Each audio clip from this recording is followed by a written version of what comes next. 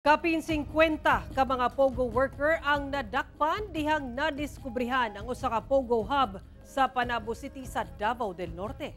Atong saro ng detalye niini sa live report ni John D. Esteban. John D.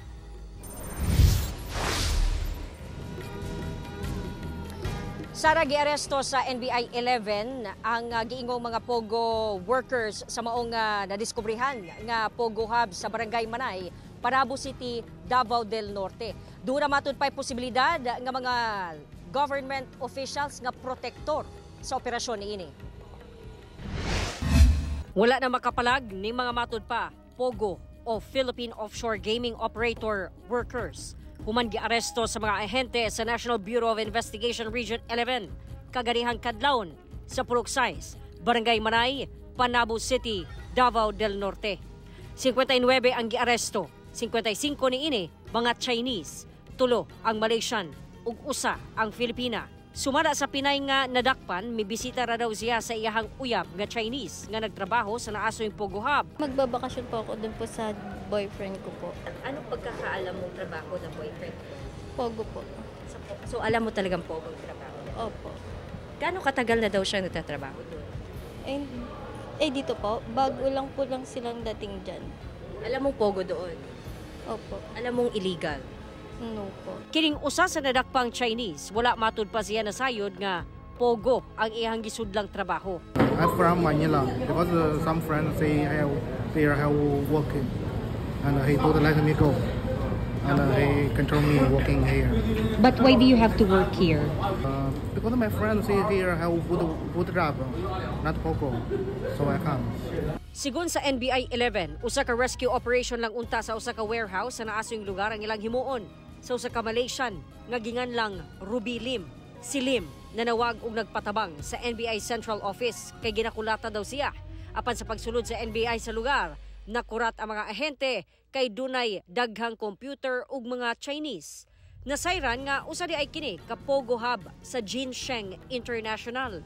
Ginasulayan pa sa GMA Regional TV 1 Mindanao kuha ang pahayag sa mga kumpanya. Dugang sa NBI, Filipino ang tag-iya sa property nga wala una nila ginganlan kay parayon pa ang ilahang investigasyon. We're surprised. Siguro mga nakauna computers nasa mga 60 units, no? Dalawang kwarto ito, 2 areas or 2 rooms, no? And mayroong mga Chinese doon nag-ooperate. Most of these Chinese nationals, not all, from Manila ito lahat.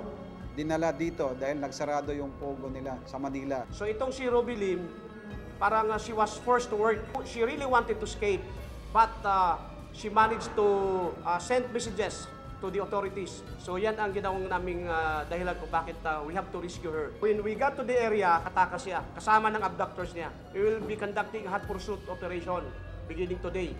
3 ka bulan pa daw ang operasyon sa maong Pogo Hub sa lugar. Yung operations nila, itong Pogo operations is not licensed kasi nga no less than the president nang nagbawal nito. And aside from that, wala silang permit to work here from the DOLE. Alam natin pag may Pogo, meron din yang mga scam. So pag nalaman natin na may scam, papasok yung stapa, no? Nakuha gikan sa mga naaresto mga cellphone, ID, sigarilyo, posibleng dunay torture sa sulod tungod sa mga nakuhang mga posas ug bunal.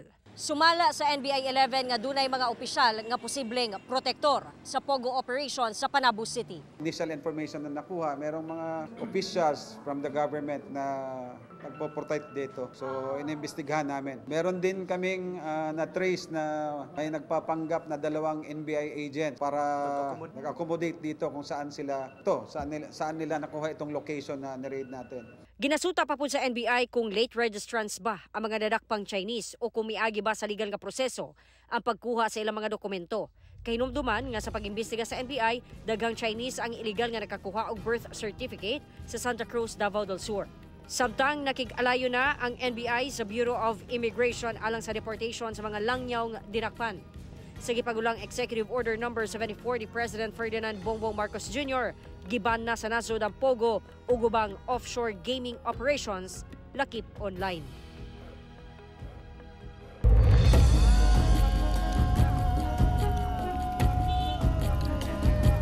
Sara, sumala sa NBI 11 nga ang kining gikahimutangan sa alleged Pogo Hub diha sa Panabo City. Anaa sa layo nga lugar o hilit nga dapit diha sa Barangay Manay ug aduna kini gilapdon nga 1.5 hectares. Sa karon nag-request na ang NBI 11 og search warrant aron usab nga legal nga makuha ni nga mga computers as evidence ug aron usab nga ma-search further nila ang area. Sara. Okay, daghang salamat, John D. Esteban.